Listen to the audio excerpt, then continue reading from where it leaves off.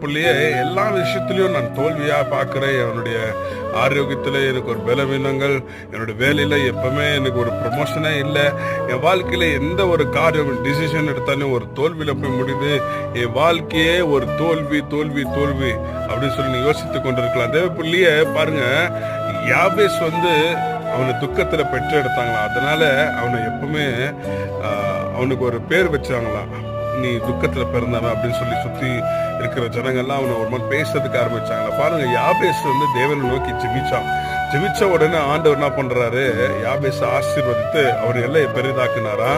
அவர் ஆசீர்வதிக்கிற தேவனா இருக்காரு. நீங்க உங்க பிரச்சனைக்கு முடிவு எங்கன்னா ஏசு கிட்ட இருக்குதுங்க. அப்போ நீங்க அவர்கிட்ட போய் நீங்க ஜெபிங்க, ஏசப்பா என் சூழ்நிலை எப்படி இருக்குன்னு நீங்க ஒப்பு கொடுத்து ஜெபிக்கும் போது உங்க சூழ்நிலைகளை மாற்றுவார். யாபேஸ் ஆசீர்வதித்து அவன் எல்லைகளை போய் விரிவாக்கி, கர்த்தருடைய கரம் யாபேசோடு இருந்தது போல கர்த்தர் உங்களை ஆசீர்வதித்து உயர்த்துவார். மிக